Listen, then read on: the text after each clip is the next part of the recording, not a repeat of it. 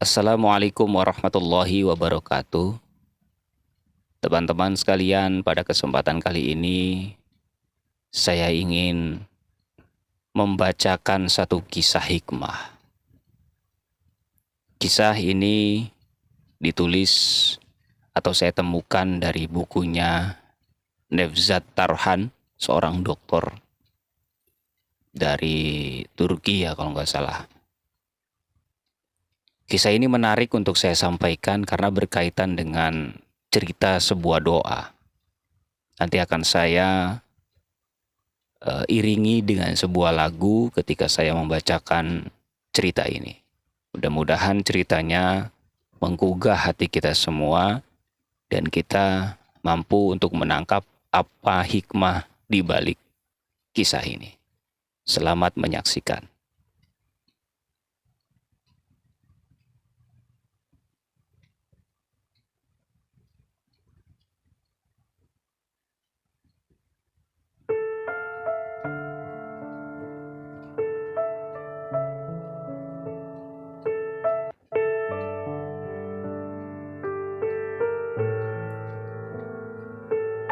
Cerita sebuah doa.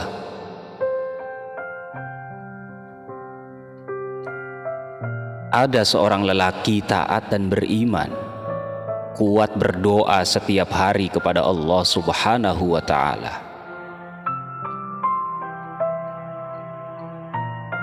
Suatu hari iblis menghampirinya dan menggodanya.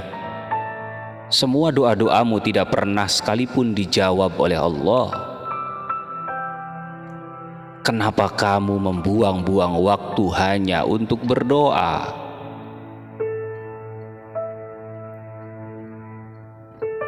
Lelaki taat itu pun akhirnya benar-benar terpengaruh ucapan iblis.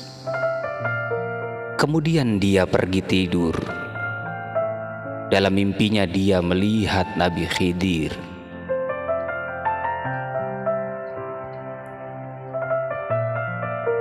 Nabi Khidir kemudian bertanya kepada laki-laki itu, "Kenapa kamu menyerah dengan doa-doamu?" Lelaki itu pun menjawab bahwa dia menyerah karena doa-doanya tidak pernah dikabulkan.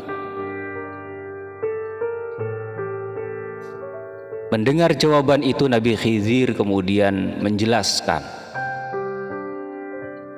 "Kami adalah jawaban dari segala doa-doamu. Semakin besar usahamu dalam mencari solusi, maka akan semakin dekatlah kami. Tidak seorang pun dapat berdoa tanpa seizin kami."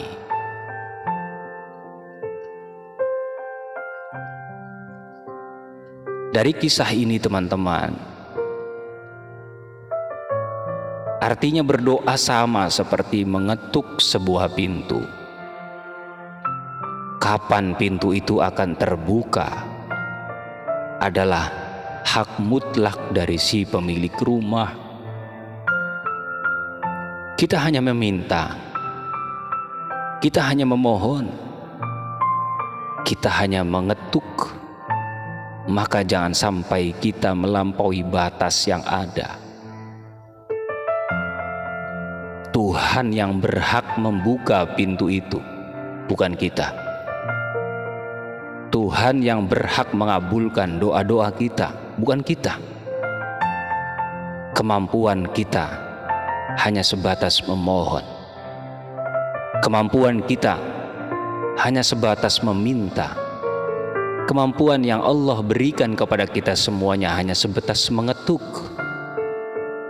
Dari sinilah teman-teman, teruslah berdoa dengan segala kerendahan hati kita.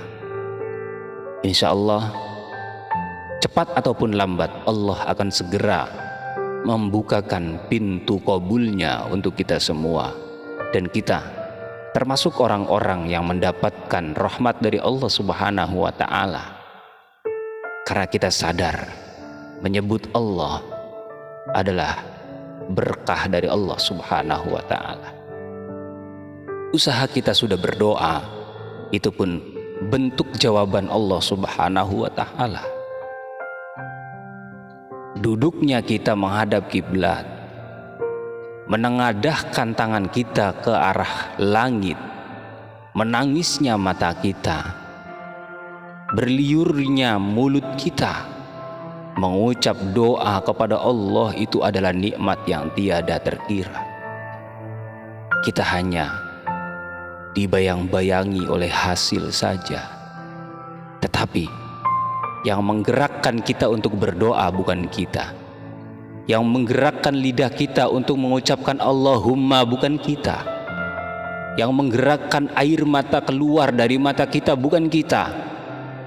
Tetapi semua itu adalah kehendak dari Allah Subhanahu wa ta'ala. Disitulah Allah dekat dengan kita. Pada saat kita memohon kepadanya, Allah tetap bersama kita.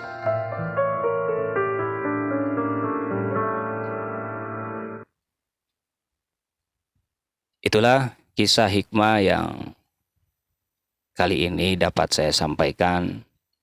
Ya, mudah-mudahan kisah hikmah yang sekedar menyampaikan isi pesan itu ya.